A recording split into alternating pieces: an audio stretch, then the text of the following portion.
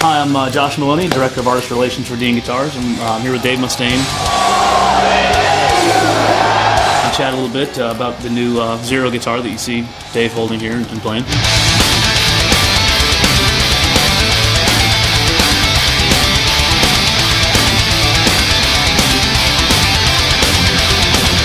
So this is relatively new. This is the first one ever made. Right. You and I worked pretty, and the guys in the shop back in Tampa worked pretty diligently on this. Well, it wasn't until you had shared with me that this guitar was basically not being used by any other artists that I found out that it was available to discuss. If you look at the guitar, one of the things that we changed was we made the angles on it much more sharper so that the guitar is more of a weapon and it's not like one of those hokey old Explorers that kind of look like they belong in a church band or something. So we sharpened up the edges on this, and obviously I made the electronics. For me, this is the most functional way to use electronics. This is one pickup, that's another pickup, that's a pickup switch, and a tone knob.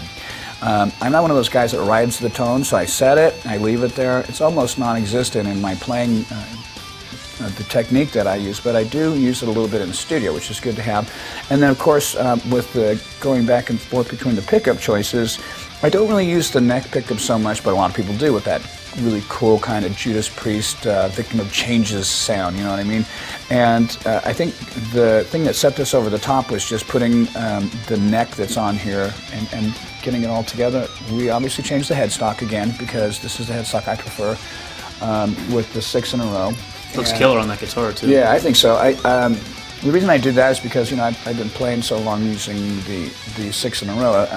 Having 3 on one side, it's just I've never been a player that's been comfortable doing that. It's one of the solidest guitars I've ever seen that has even a remote shape like this, and this shape just looks like it's built for action.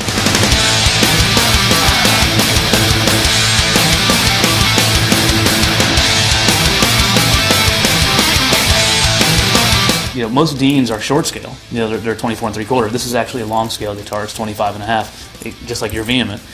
Different with the controls down here, the 6 on the side. So, you know, this happens to be the first production USA custom, and we actually did some distressing on it, you know, a little bit. And this is a lacquer finish, an old nitro finish, which ends up being really cool. The hardware has a little bit of distressing on it as well.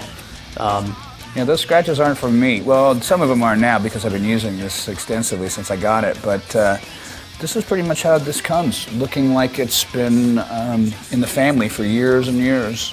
And it sounds like it too. The combination of the woods that Josh and the factory chose with the configuration of the neck and the combination of the pickups and electronics, everything just it worked. It was just like taking a V and plugging another disposable body on the end there, which, you know, I haven't been able to have any other guitar that I've ever held that felt like a V.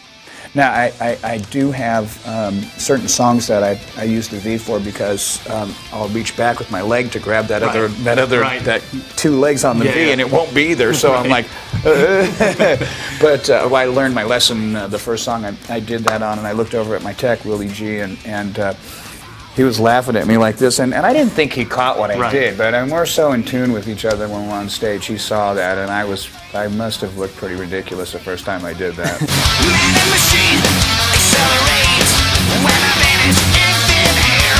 Supercharged, strapped and screaming. The thing I've heard the most is that people just want to know why I'm playing it.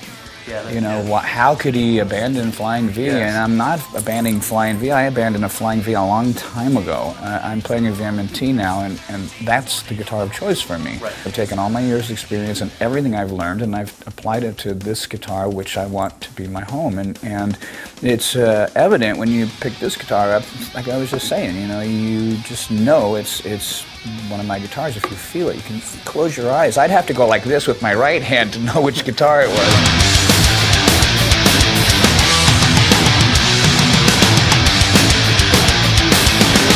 How many guitars do you have on the road on this tour? It looks like 4. Not many. I don't need a lot of guitars out here. That's the cool thing about playing these guitars is the durability. You know, that's a really important thing for me because I use the guitar. I mean, I don't just play and strum it and you know, I punch it in the stomach, man.